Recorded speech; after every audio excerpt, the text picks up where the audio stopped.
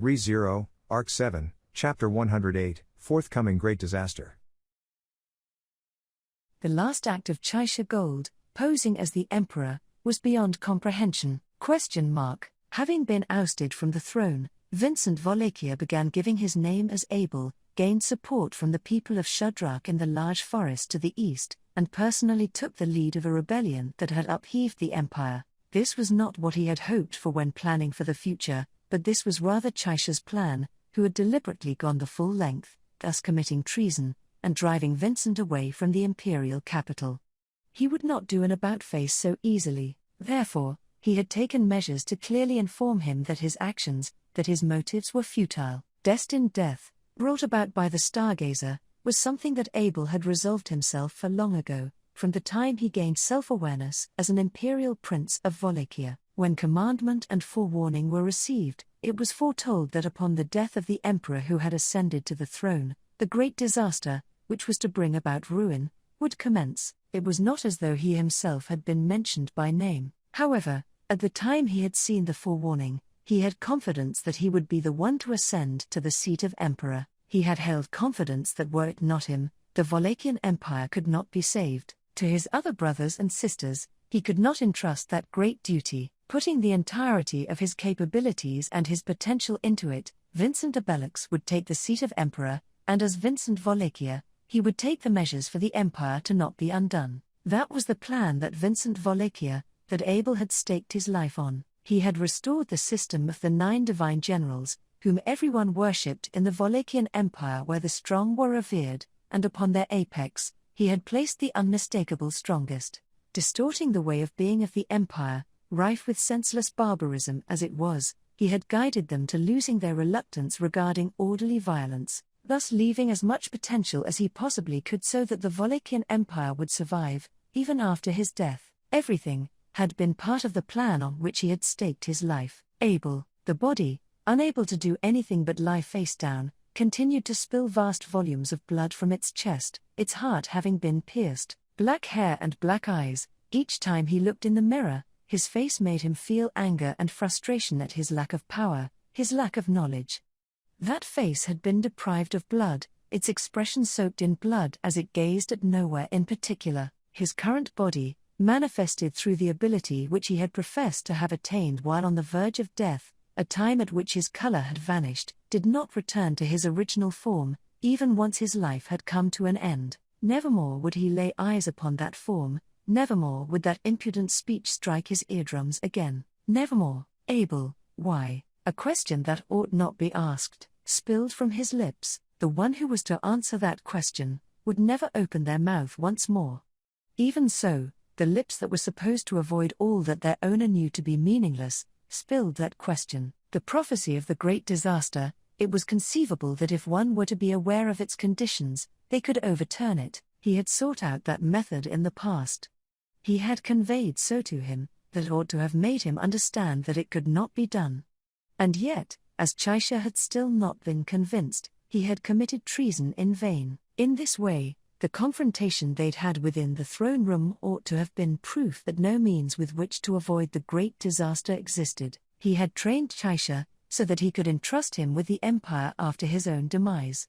To think as he did, to arrive at the same conclusions as he did, in order for him to be able to fulfill being a proxy of Vincent Wallachia. Therefore, were he truly Vincent Wallachia, he was supposed to have accepted the defeat with grace, accepting defeat and lowering weapons, putting an end to this futile battle, restoring the throne to the returned Abel so the latter could welcome death, and then, with that, supposedly oppose the great disaster of ruin. That did not come to pass. A foolish gamble it had been, even if he were to die in Abel's place, as Vincent Wallachia, were the great disaster to not deem it acceptable, it would amount to a foolish gamble that had ended in nothing but a useless death. That especially was what Abel abhorred, a death inefficient to the utmost extremes, even though Chaisha Gold had presumably been aware of that. Abel, why? Endless doubt and bewilderment, stained a deep scarlet by the flowing blood. Even if he asked once more, there would only be another layer of silence piled on, gone without replies. That, too, was what Abel loathed, inefficiency to the utmost extremes, and then, ? Well, Ain't that just 'cause it was a bad plan? Immediately after, a second shot of white light was fired, zipping straight towards Abel, who stood bolt upright. Calling it light was no falsehood. The blow that brought death aimed for Abel faster than an arrow. To begin with, Abel was not a fighter. Had the shock from the immediately preceding events still remained, it would have been entirely impossible for him to react to the white radiance that had grazed the edge of his vision for nary a moment. Ergo, what had saved Abel's life in that moment was not a judgment of his own. It came to pass right as Abel was on the verge of being run through by the light approaching him from the front, about to have his heart extirpated. A roaring sound and violent tremors furiously shook the throne room, nay, the entire crystal palace, and a tremendous impact destroyed its firm walls. The origin of the impact did not stop at just destroying the wall, and wedged its way between Abel, who was standing bolt upright, and the corona zipping towards him. With a sound akin to a splash of water, the white light obliterated that interference. And thus, that which had saved Abel's life by a hairbreadth was, Abel, an enormous arm, is that Mogoro Hagane, Mogoro, man at throne, protect.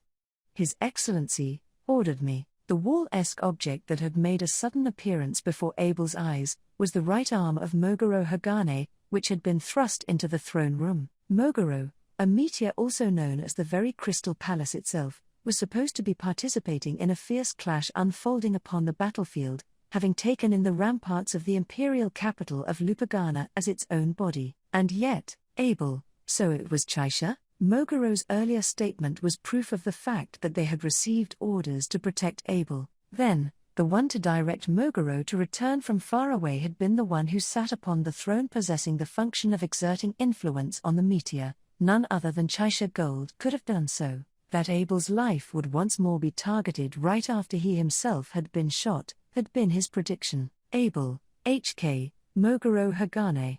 Bring me outside, Mogoro, who, you.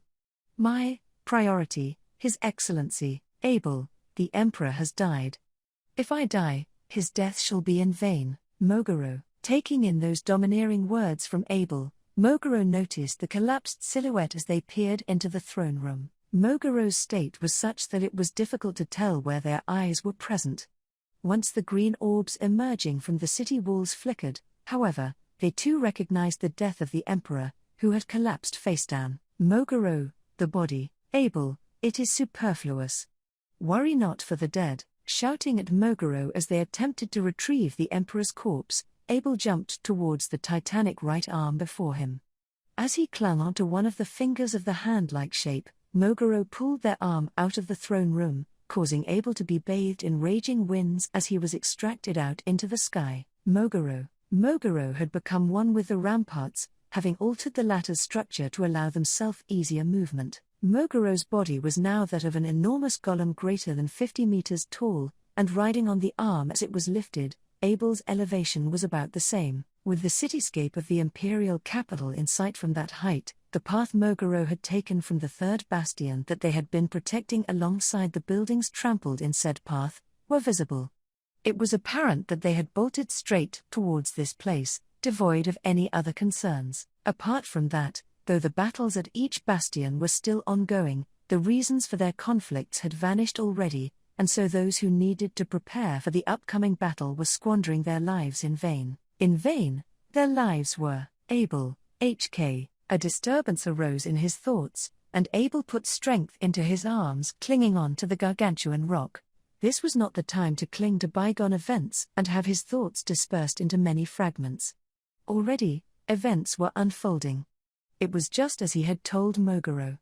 If he were to die now, that death would be in vain. At the very least, he must ascertain whether that death had held meaning or not. Abel, I shall not die. Voice leaped as if being wrung out, and Abel bit down on his molars and stared downwards, intently. Even if he raised his voice here, it would not reach those whose lives were clashing on the battleground. However, he must inform them that the meaning in this battle had been lost, by any means necessary. Mogoro, danger. As Abel was thinking, Mogoro's gale-like voice struck his eardrums. Their difference in their physique was so significant that each and every single one of Mogoro's actions was akin to a human's actions towards an ant. However, It was not as though Moguro had rocked his eardrums without purpose. Gyrating their colossal frame, Moguro turned their back on the Crystal Palace with Abel protected in their right hand. As sounds of successive impacts resounded from the exterior of the right hand he was held in, Abel's cheeks contorted. The sequence of strikes came not from one direction, rather, they were raining down from all angles. The enemy was simply great in numbers.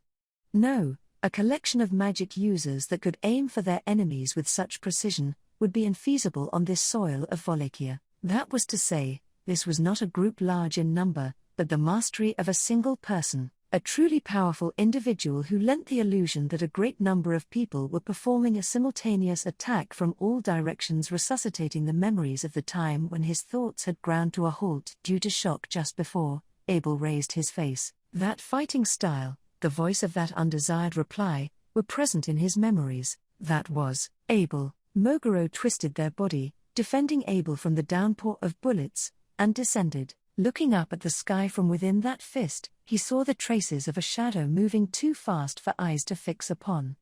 Albeit exceedingly rare, it was a form able to be seen within the Wallachian Empire, soaring by means of flying dragons. 'Twas the acrobatic flight of the flying dragon riders that could control them. Nay, there were currently no riders in the Empire capable of gliding through the sky at this speed. To be precise, that was the level of ability known as the utmost limits of flight, the domain where the Empire's strongest flying dragon rider was without peer. In an instant, white light dispersed, the sound of Moguro's enormous body being broken by the impact reverberated, and a part of the broken wall grazed Abel's cheek.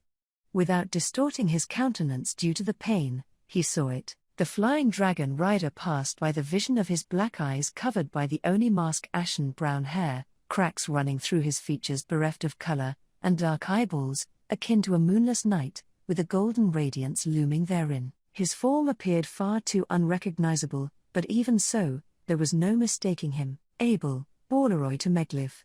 For what reason are you alive, Borleroy? I ain't gonna talk to ya, Mr. Oni Mask. Producing a beautiful voice that gave off an elegant impression, he refused to reply while still affirming his existence. Fading from sight once again, the enemy that steered his flying dragon to slice through the air, Borleroy to Meglif, was unmistakably the perpetrator who had aimed for the throne room of the Crystal Palace from the outside, the one who had shot the fake emperor through the heart. Known as the magical sharpshooter, he was the man who reigned supreme at the apex of all flying dragon riders, the former ninth of the 9 divine generals, who in the past, during a rebellion that had occurred within the empire, Moguro, Borleroy, died.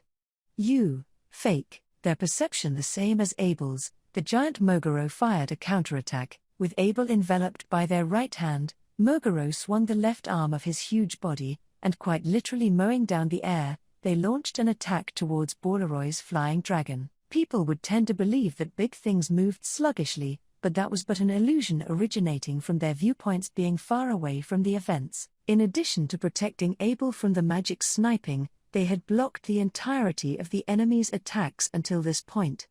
Moguro's movements were keen, nimble, and precise. Moguro, fast, meticulous. However, even with Moguro's reflexes and agility, subduing Borleroy, who made the entirety of the sky into his domain as he flew around it, had been unfeasible. The special trait of a flying dragon rider was not restricted to just speed, but extended to having the potential to move up, down, left, right, front, and back. To move in every conceivable direction was their greatest advantage that could not be taken away lest they were felled to the surface. On top of that, Borleroy was no ordinary flying dragon rider, he was their apex. Abel, he's clad himself in wind. Borleroy's tactics excelled in sniping while moving via the use of magic, but his strengths as one of the rare wielders of magic within the Empire were not limited to only offensive implementations. By shrouding wind around the flying dragon he steered, he actualized a maneuver that other flying dragon riders could not, increasing its speed and softening the impacts it took, making himself unable to ever be caught. However, in order to put it into practice, a strong coordination with his flying dragon was indispensable. Abel, has that flying dragon also soared back from the beyond? Flying dragon riders boasted tremendous strength in battle, but their greatest drawbacks were that it took time to cultivate them, plus that they could not ride upon the back of any flying dragon apart from the one they chose as a partner. To kill a flying dragon rider, their flying dragon must first be killed. The cause of Bolaroy's death was no exception. However, Bolaroy had soared back. Quite literally, he was soaring through the sky together with his beloved dragon, Abel, the great disaster. It was not as though any clear or observable damage had arisen. However, since Chaisha had lost his life as Vincent Volacchia, there was no choice but to suspect that the events transcending human comprehension that had ensued thereafter were related to the great disaster. Even so, it was nonsensical for Bolaroy to Megliff to be the bearer of the great disaster. Of course, Bolaroy was the apex of flying dragon riders, a truly powerful individual amongst the Empire's strongest. Were he inclined to do so, he would have no trouble in doing away with Abel's life. And yet, Moguro, shaking. Endure, Abel, it matters not, do it. The inorganic voice sent forth an intense wind, and Abel raised his own voice in response. The following moment, Moguro, lunging with the enemy as their aim, thrust their arm down to their own feet. Even if those were called feet, looking at Moguro's currently enormous body, it appeared as if they had become one with the street. Posterior to being plunged into a street of the Empire, the left arm produced a creaking sound, and after a moment of resistance, the street that had been uprooted was magnificently heaved into the sky. Abel, the sight of parts of a district being sent flying was something that Abel had laid eyes upon a short while prior in Chaos Flame. Back then, it had also been an absurd sight, but it had been nothing more than the city's residents coming together to hurl demolished buildings. However, in Moguro's case, that was a feat of strength devoid of intricacy, an unmistakable act of violence. It was a sight that proved that Moguro Hagane was extraordinary, proof that he was one of the 9 divine generals. Without doubt, Bolaroy too was an extraordinary individual, but Moguro, in addition to the other divine generals, also possessed those same qualifications. Therefore, Bolaroy could not be capable of being the bearer of the great disaster. Of course, were the street that had been ripped from the ground to be hurled and nothing more, the astute Bolaroy would just evade and be done with it. Hence, with the block of the city that could be called a cannonball having been thrown, Moguro, pulverization, a slam of their left arm, and it was turned into innumerable projectiles obstructing Bolaroy's aerial escape path, shrapnel scattered in all directions, each piece a mass of rock or clump of soil even larger than a human. Thus dispersing with that singular blow from Moguro, it was such that an ordinary human would be quite likely to suffer fatal injury with even a mere graze. Naturally, if Bolaroy were to be struck by it, even he, who had mastered the flow method, would end up showing a fatal opening midair. In order to avoid that, Bolaroy, Carillion, in accordance with the sharp voice amidst the windstorm, his flying dragon soared in order to slip past the bullet rain of boulders, flapping its wings as it diced the air. His flying dragon aimed for the one area in the world where the incessant downpour of boulders was slightly weaker. Abel, obviously, that's a trap. Moguro had deliberately left a region in which the downpour was slightly weaker. However, even if Bolaroy and Carillion were aware that it was a ruse, they could not afford to be hit by the shrapnel, so they had no choice but to fly into it. What remained was whether Bolaroy, riding his beloved dragon at a high speed, would be victorious in evading the expected blow from Moguro. With his flying dragon wrapped in wind, Bolaroy accelerated, soaring through the sky as he obliterated the obstructive shrapnel with lights. Moguro gyrated the left arm they had drawn back, and a blow that could drill a hole through the world burrowed through the sky of the imperial capital. As mutual divine generals, a duel that could have never been realized in Bolaroy's lifetime unfolded, and as both of them crossing with all of their might up high in the air, they began their showdown. That instant, faster than they could crash into one another, the clouds of the imperial capital were blown away with the sound of an explosion and its shockwave. Abel, HK, though direct damage from the explosive power had been averted, the aftershock was so intense that it seemed like it would tear Abel's body away from clinging to Moguro. But, no matter how harsh a situation his slender body faced, Abel would never close both his eyes.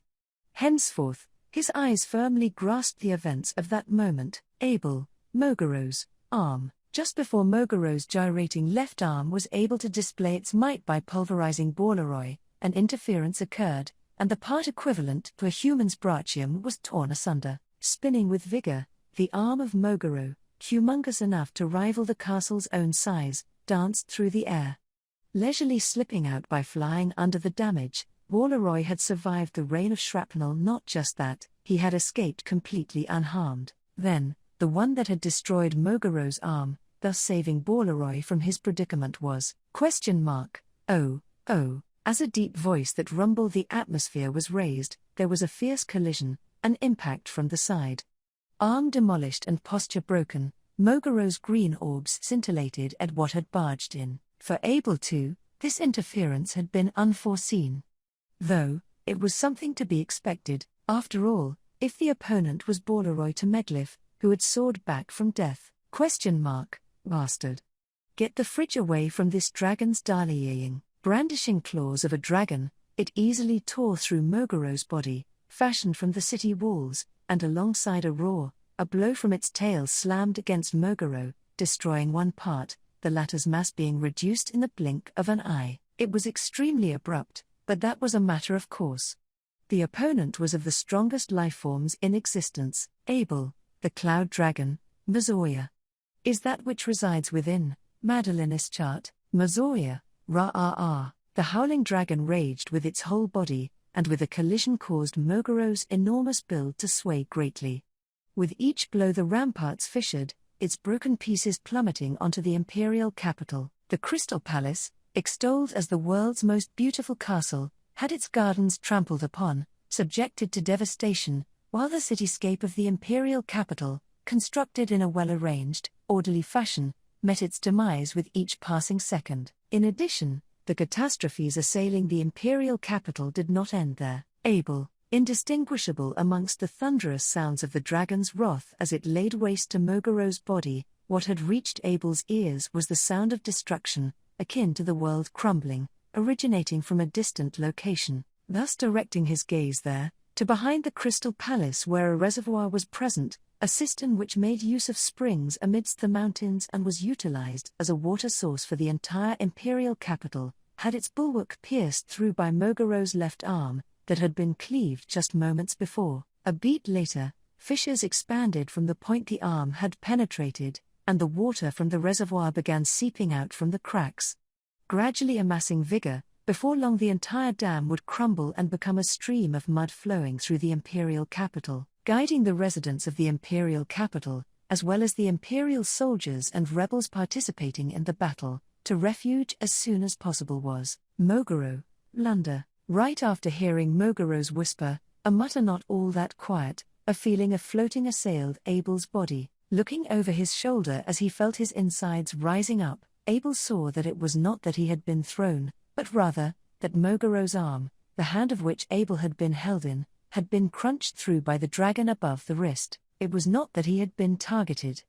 Rather, it had been nothing more than a result of a foolhardy attack. However, Abel, engulfed by the momentum of his freefall, Abel's body spun around over in midair. His arms, which had been clinging onto Mogoro's arm, had been detached from it, but even if he was still hanging onto it, given the arm had originally been the city's walls, it would have ended up being his cause of death, most likely. However, even if Mogoro's arm had not become his cause of death, at this rate, Abel would slam into something that was very much similar to it, and similar his fate would be. Abel, I need to find something. Looking around, Abel's eyes were drawn to one point. However, that point was not a source of aid. What had entered Abel's vision was the large hole in the Crystal Palace through which Mogoro had pulled him out. The hole led to the throne room. He was unable to peer inside, yet his attention was drawn to it. He had been the one to say worry not for the dead, yet he too had pretty much drunk from the same poison. Abel, he did not know whether he had found a way to break through the deadlock or not, even with that sole second, but that he had not squandered that 1 second was proof of Abel's unrelenting spirit, the indelible scar engraved upon his soul for all perpetuity. Then again, if he were to plunge to his death like this, discussing the scar engraved upon his soul would have no merit. Pull. Abel, HK? Lost in what he ought to do, Abel arranged his limbs as to diminish the impact, but before that could happen, he was forcefully met with a soft sensation. Unconsciously holding his breath, Abel's body rebounded, and he fell on top of that sensation once again. Repeating that countless times for a brief moment, Abel came to notice he was bouncing on a spread-out cloth. Someone had spread out piles of cloth beneath the descending Abel, thus catching his fall. Digesting the reality of his narrow escape from death, Abel rolled off the cloth right away, and off its edge he placed a foot on firm ground. While on one knee, he raised his face in order to ascertain the doer of said deed. Wheel, the time for the commandment has arrived. Abel, are you His Excellency, or perhaps His Excellency? Either way, the great disaster has come around. Won't you fight against the great disaster together with me? Are you really so delighted with the fulfillment of the prophecy? Spreading his arms, both his demeanor and voice were joyful and far too out of place, with the battle between the titanic Moguro and the cloud dragon causing the demolition of the city to his back. The man Ubilk smiled, celebrating the moment in which the commandment he had been granted as a stargazer had, without a doubt, been materialized. The thunderous boom of the walls breaking reverberated, violently shaking the crystal palace. Upon being convinced that something decisive had occurred, Bastetz von Dalphon entered the throne room, and then, Bastetz, is that, Chaisha Dono? The wall of the throne room had crumbled, and amidst the freshly scattered dust, Bastetz found the form of the black-haired emperor toppled atop the scarlet carpet, thus lowering the corners of his slit eyes in gloom. Walking closer towards it, he saw that the body, collapsed face down, had been punctured on its chest. The heart that ought to have been beating within had exploded, the thread of life had been cut. Though he was not a military officer, he understood with a glance. It had been an instant death.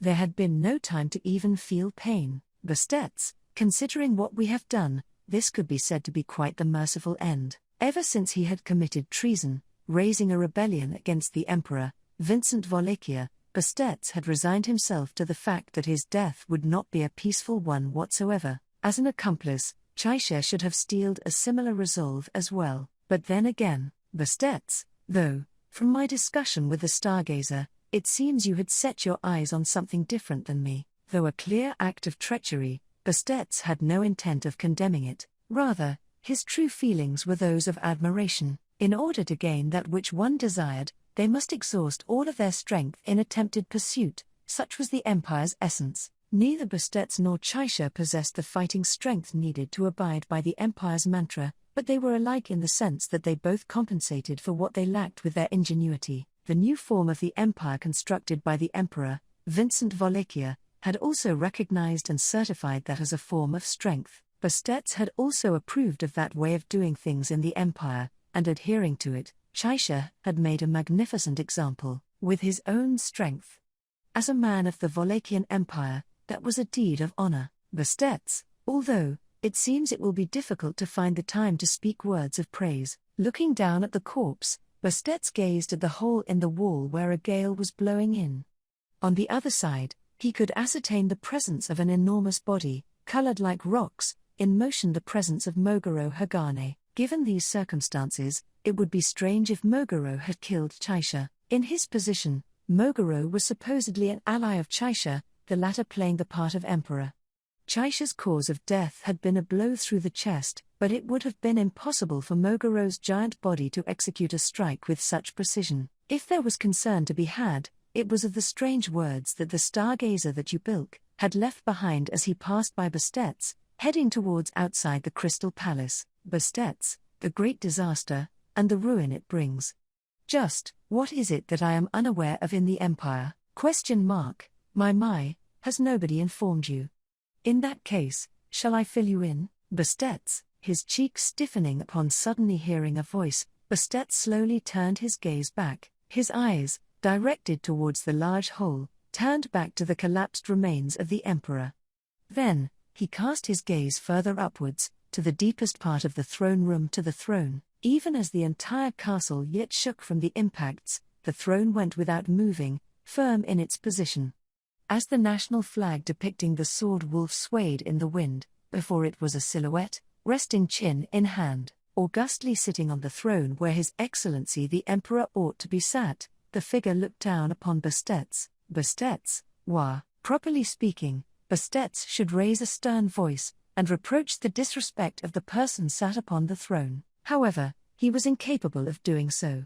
It was true that he had been rendered speechless due to the shock, but above that, Bastetts did not possess the qualifications to reproach them. In this Wallachian Empire, the position of Prime Minister ranked second after the Emperor and the imperial family in terms of authority. It was possible to say that the generals of the first class extolled as the 9 divine generals held a similar rank, but more important was the fact that there was almost nobody in the country that Bastetts, with the position of Prime Minister, could not reproach. Nevertheless, Bastetts had been unable to rebuke the other party. The reason was, "To think you would yet live, you are quite tenacious, Bastetts.